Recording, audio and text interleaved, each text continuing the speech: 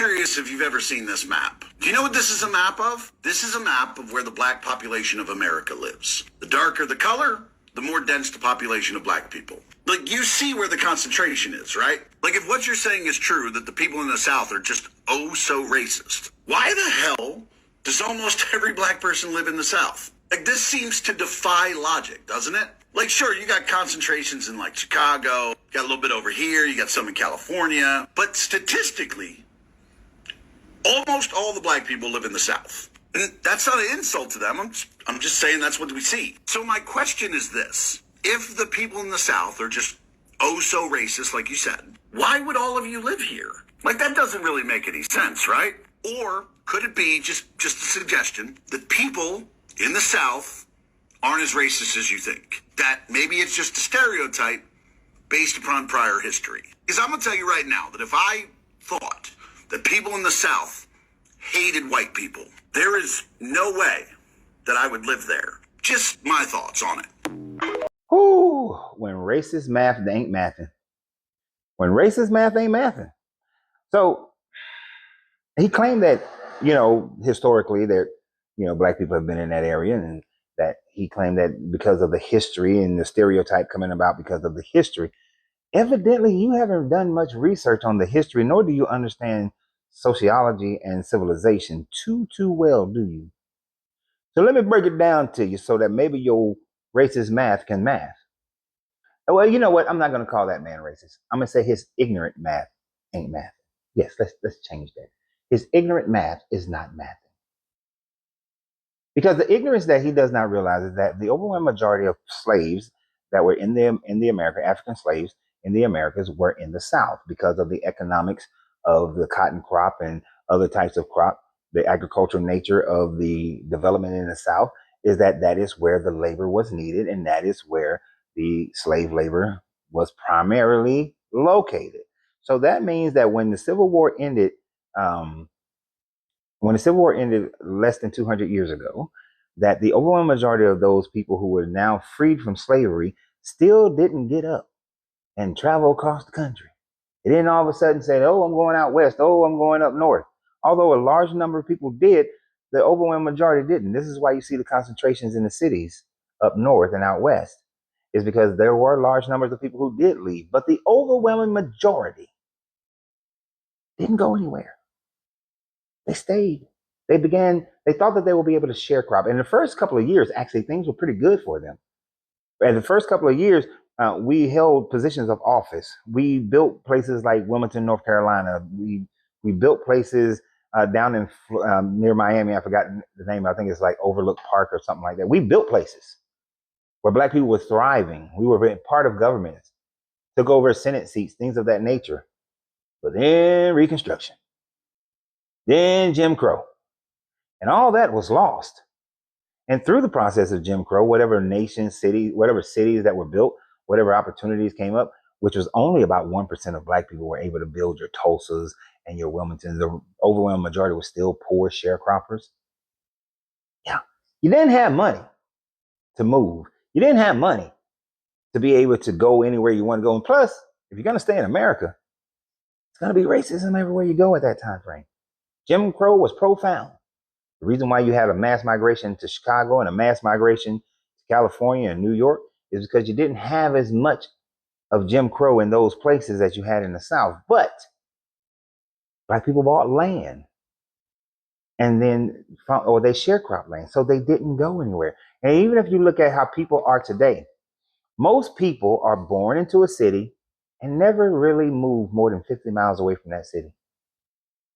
Most of the time when you go to a city, you can find a person saying that, oh yeah, my parents, they live here. My cousins live over there. My grandparents were born here, there. For instance, my grandparents, they're from Carrollton, Georgia, which is only about 50, 60 miles from Atlanta, Georgia. So they only moved about 50, 60 miles away. Not much of a migration going on there. Their parents my grandfather's parents, family was also from Carrollton. And then his parents were from Alabama. His parents were from Alabama. And then my father's family, which had one of the biggest migrations of my family, they was in Virginia. And then they went down they went down to Savannah, and then they came up to Georgia. They had the biggest migration. But my dad, no, he didn't move that much until kind of had to because of his company. So he went to Texas, he went to Florida. But anyway, the point being, most people don't. Most people don't. If you go to my home city of Marietta, Georgia, there are like 5 or 6 main families that have been there since slavery. And if you go through the genome, inevitably you're going to find where there has been cross pollinations between those families. Like a Ross might have married a Johnson, and a Johnson may have got with a Stallworth, or a Stallworth have gotten with, one of the other main families, and all those main families, because there are so many of them. Y'all see my family vacation pictures? That's just the people from my 2 grandparents. 90 goddamn people. And all of them, for the most part, still live in the metro Atlanta area on the north side. People don't move, my guy. That's the issue. That's why it's still such a high concentration down there. Now, let me shift gears for a second. What is problematic is that about 76% of Black people live in the Southeast. Yet, we do not control the politics or the industry or own the land in the Southeast. Most of us, when you look at a state like Georgia, where I grew up, the overwhelming majority of Black people in the state of Georgia live in Atlanta, Columbus, Augusta, Savannah. That's where we all congregate for the most part in the city.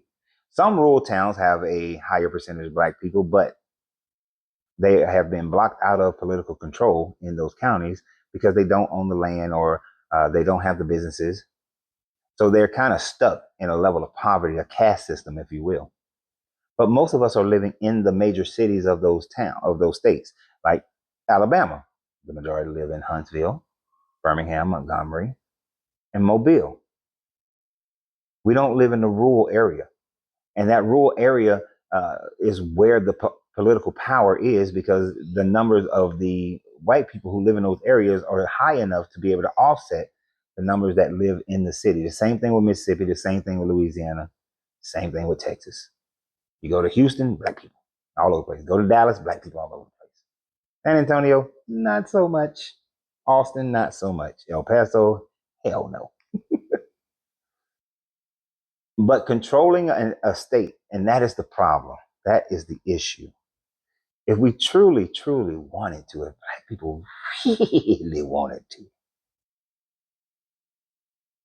we can initiate a process where we begin to buy up the land and congregate and move into these more rural areas, build those areas up. Do you realize that there are certain counties in the South that if 10,000 Black people move there with the number of Black people already in that county, that in the next election cycle, you could control everything from the mayor, the county commissioner, all the way down to the garbage man, the sanitation commissioner, or the dude in charge of the river.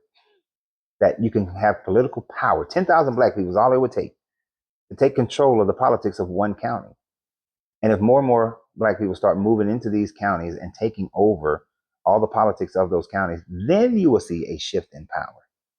But the reason why there is not a shift in power is because we all live in the same place. We're all in the same cities, right? And there is safety in those cities because we don't experience as much racism in those cities. But when you talk about the rural area, that's a whole nother ballgame. That is where most of the racism happens. But we don't necessarily live there. So you might want to do a little bit more research, little fella, if you want to understand why Black people do what they do. And definitely you need to learn about the history of Jim Crow and how that is less than 100 years ago. It's only about 60 years ago since Black people had the freedom to vote. So y'all have a great day. And always remember, you have to free yourself to be yourself, because your greatness is non-negotiable. Good journey, good vibrations.